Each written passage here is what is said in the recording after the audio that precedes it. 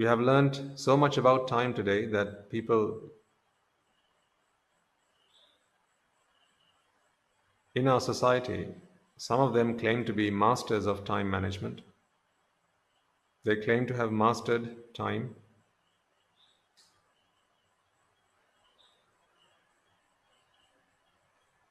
Time management is taught in schools, universities, seminars, lecture halls, talks given on stages and various other symposiums all around the world.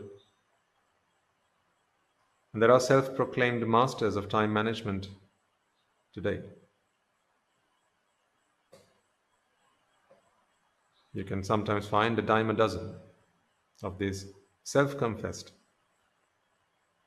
time management masters. But is that true? Do we have the right to say that we have mastered time management? In other words, do we have the right to claim that we manage time?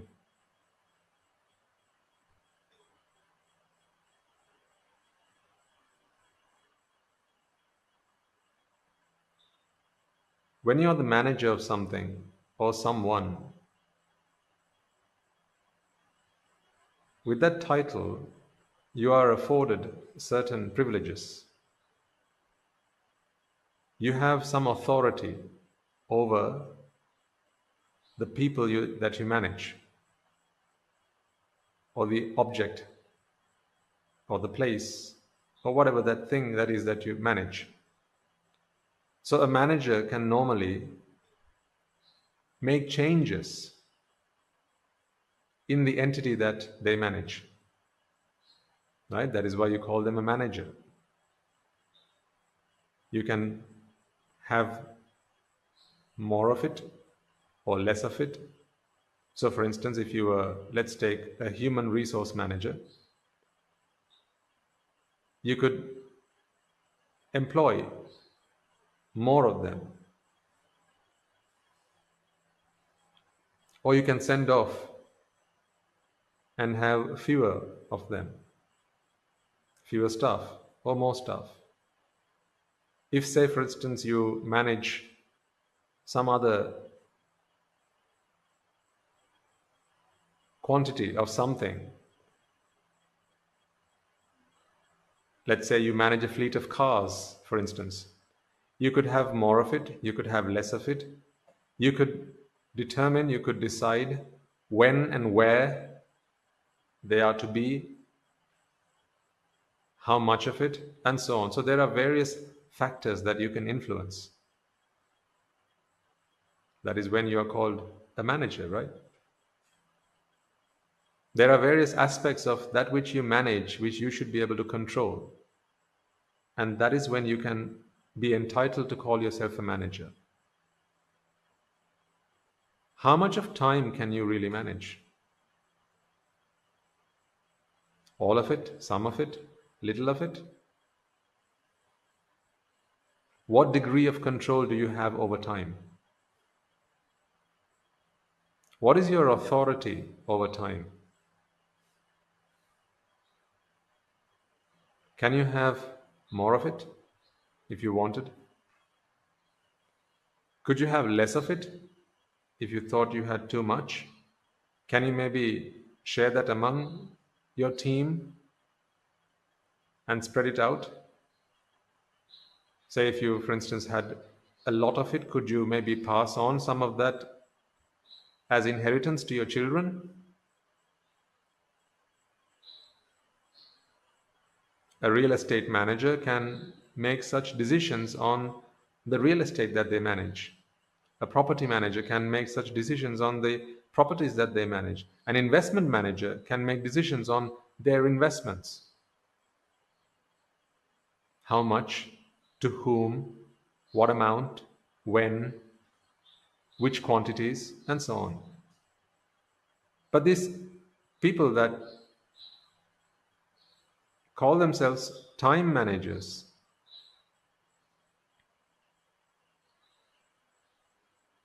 I have a question.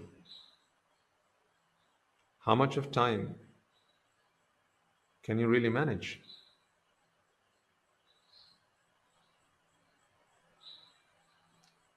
Some of it? Put your hand up if you can manage some of your time. Put your hand up if you can manage all of your time or just a little bit of your time. Just one tiny bit of your time. 1 second of your time, can you manage? I think we know the answer. So, this time management concept is really a fallacy. It is something that we talk about. I myself may have mentioned it in sermons and have asked you to manage your time. But today I speak to you in a different tone.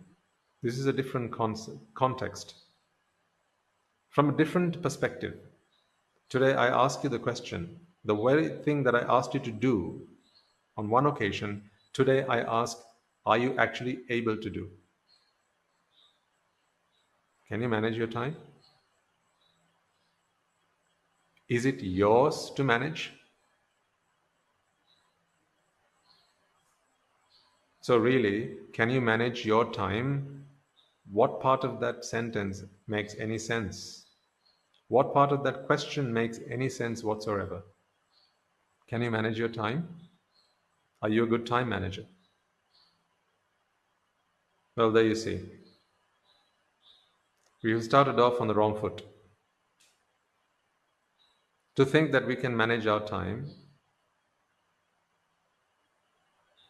is a delusion. Really, no part of time do we manage at all. What really happens?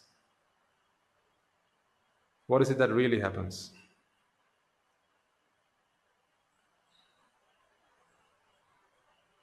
You should flip sides, really, shouldn't we? Who manages whom? The truth of the matter is, time manages you. See, time can have more of you, or time can have less of you. If time decides to keep you around for a bit longer, time can do that. Excuse me. If time decides, it's enough of you, we've had enough of you, move on to the next one, then time can decide to do that. Time can cut you short. Time can extend you. Time can have more of you, less of you. So who's really the manager? Who's the slave? Who's the servant? So why do we allow ourselves to have this false notion that we are the managers of our time? Time is not ours to manage, and even if it were, we wouldn't be able to manage it. Not 1 millisecond of it.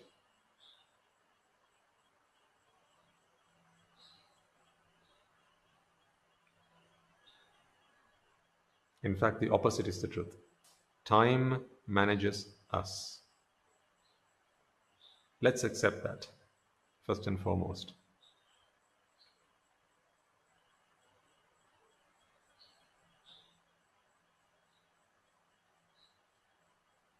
Sometimes victory is in accepting defeat.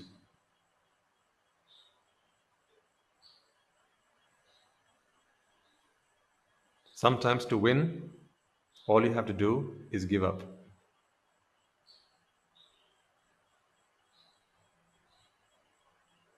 To have everything you want, sometimes all you need to do is let go of everything you're holding on to.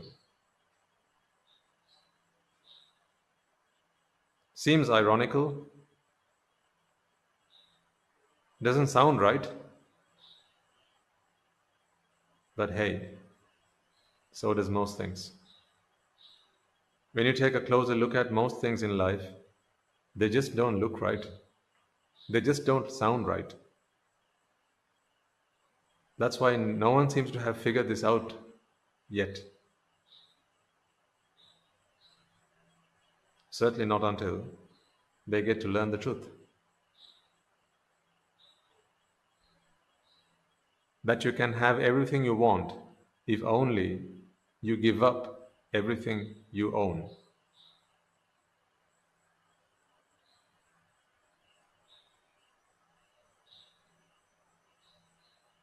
To have everything, you have to own nothing.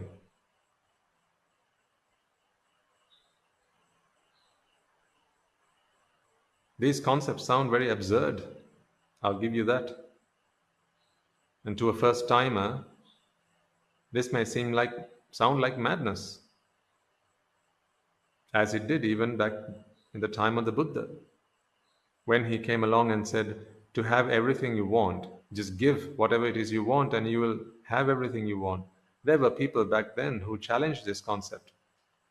That makes no sense at all, they said.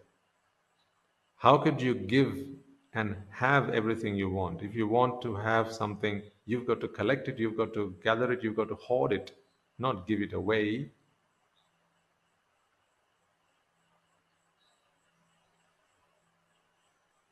This is why we must always look at things from a fresh perspective. We must always be willing to challenge our thinking patterns and broaden our horizons.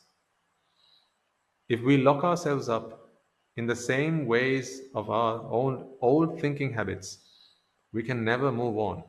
We can never move on to greener pastures and achieve greater things and become more than we are today. It is our thinking habits that keep us where we are today, keep us stuck in our old ways. That is why, in the presence of great people, great minds, we must allow them to influence us. We must allow them to talk to our minds and talk to our hearts.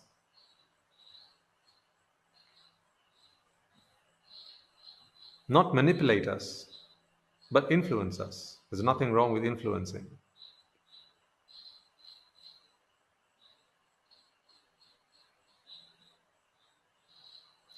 But if one is so adamant and considers that it is only they who know, and no one knows better than they do, if one thinks that I know it all, I will not be challenged, I'm not willing to listen to anyone else, then they'll forever be wherever they are, stuck in their old ways, never able to find a deeper meaning.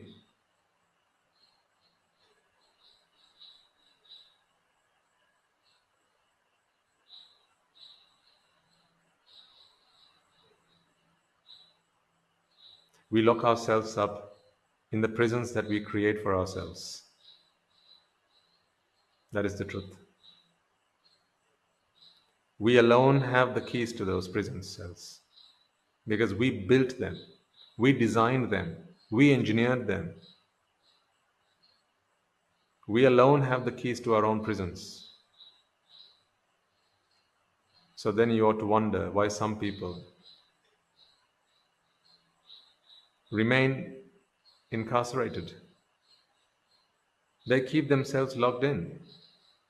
Why? Because they're not willing to consider these words. They're not willing to think outside of the box. They're not willing to listen to someone else's ideas.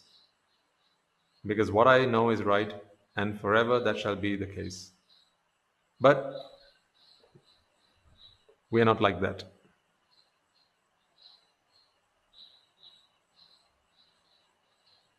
Are you willing to be a different person tomorrow than you were yesterday? Are you?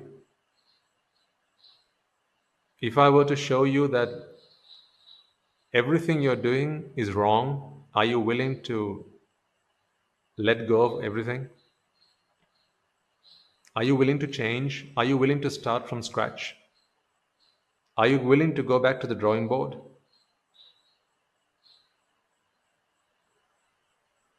This is easier said than done. If I were to prove to you that everything you've done over the last 50, 60, 70 years of your life have been nothing but a waste of time, and really you got to start again, are you willing to even listen to these words?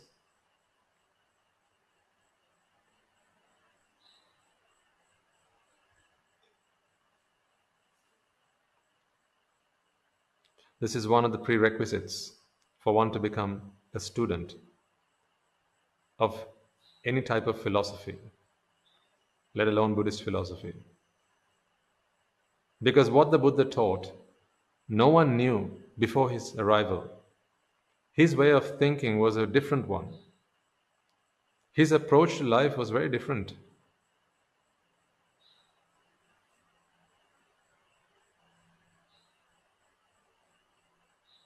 What he taught, his doctrine, his philosophy, you will never find in any other book from any other teacher. Very different. So only courageous men, women, and children who are willing to start again, who are willing to set aside their baggage that they have built up, acquired, gathered over the best part of their lives, willing to set all that aside and start fresh, start anew, will truly be able to achieve something out of this. That is why you must forever remain a good student. In every walk in life, folks, in every aspect of your life, always be prepared to start new. Always remain a child. Always allow yourself a new chance, a new opportunity, a new beginning, a new way, a new method. Don't ever lock yourself up simply because it was done the same way for the last 60 years doesn't mean it has to be done like that tomorrow as well. You can change. That is one of the gifts we have as human beings. We can change any time. At the drop of a hat, you can change. At the bat of an eyelid, you can change. That is the power of the mind. You can change anytime you want.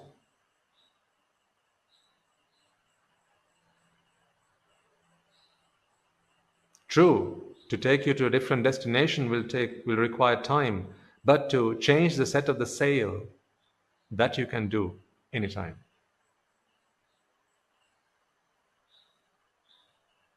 Be willing to change. Because the ability to change is perhaps the greatest gift of mankind. The ability to change. If we forego that, then are we any different to beasts? Because guess what? They are not willing to change.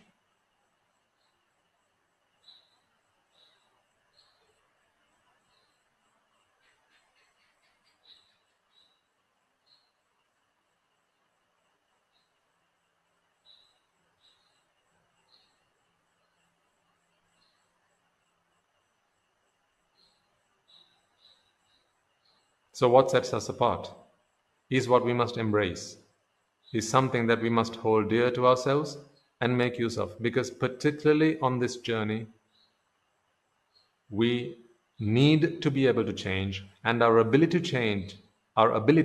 to change is what will get us where we need to go, where we need to be. So are you willing to change?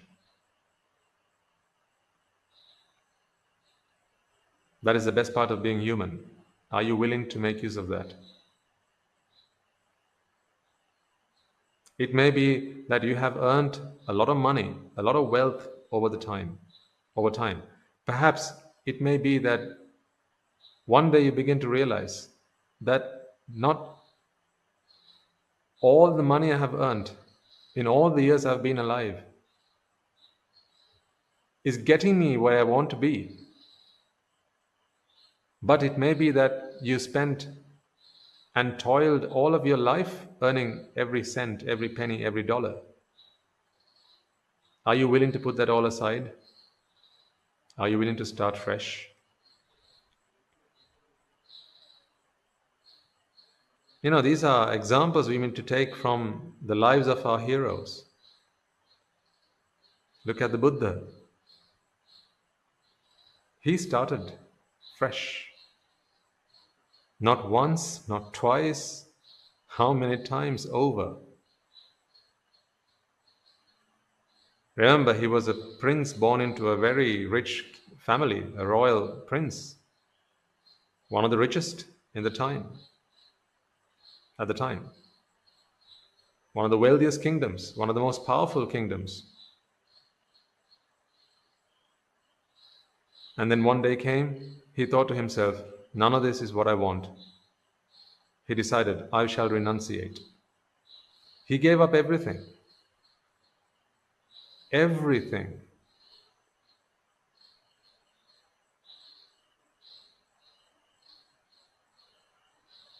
And he went forth.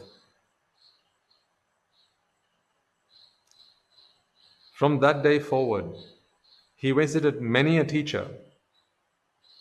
From teacher to teacher, he went. Don't you think every day was a day of change in the life of the Bodhisattva? What was he not willing to sacrifice? Is there anything? Did he ever draw a line and say, you know what, beyond this line, I'm not going to make sacrifices? Inside of this, I'm okay. This is my comfort zone. But I can't go beyond this line. That's just not possible. If it needs me to go beyond this line, nah, can't be bothered.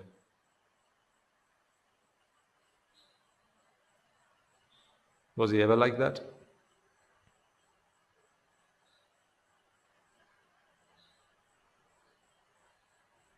I imagine day to day, week by week, he went to a different teacher trying to find the truth. But no one that he came across was able to give him what he wanted. So he learned everything from every teacher he went to. And then when he realized, no, this is not what I came for, he didn't at that point think to himself, but then all these things I've worked hard learning, all these rituals I've spent time practicing and perfecting, what is the point? I can't all of a sudden just drop all of this and start again. He never thought like that. He was willing to sacrifice anything. And so he did.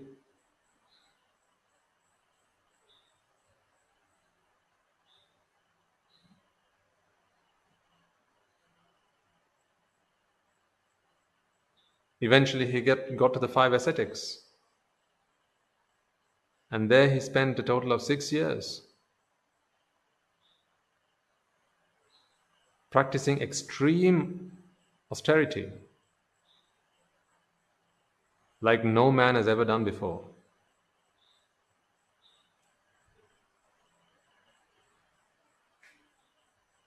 A stark contrast to his life as a prince, don't you think?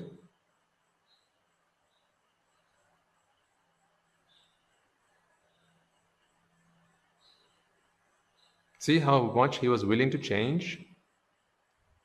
There was not a single cell in his body, not a single thought in his mind that said, nope, not willing to change.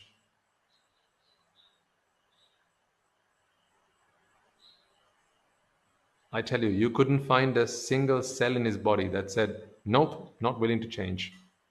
There was nothing about him that was not willing to change. He was always willing to change. These are the makings of the great men, great women, great people. I'm asking you, are you like that? When shown the truth, when the truth is presented to you and laid out bare, are you willing to change? Or is it too late for you? I'm asking you, is it too late for you? Are you too old for that now, to change? Are you too young to change? Is that the problem? Or maybe you have far too many letters after your name, far too many credentials after your name. Is that the hurdle for you to change? Have you learned far too much to change?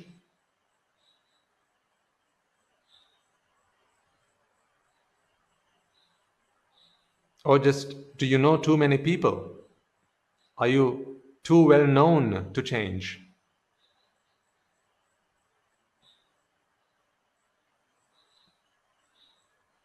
Is it too soon to change? Is it too late to change?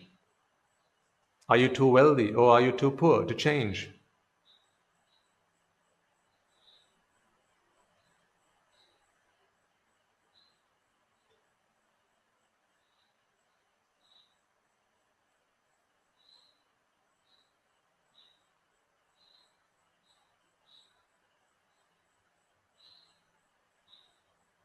After 6 long years of extreme austerity, what did he do? Again, he changed.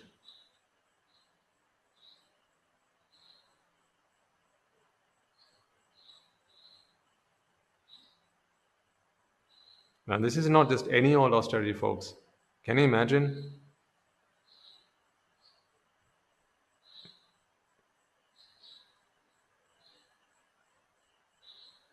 Everyone around you, he realized the five ascetics who've always been by my side like brothers, now they're going to abandon me.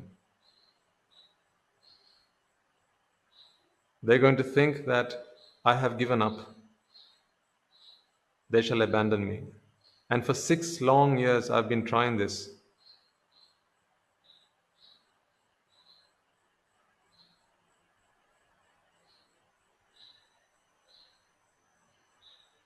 What might they think about my resolve? What might they think about my courage? How might that affect my personality, my integrity? They'll start to question all of these things. They'll think I'm weak hearted.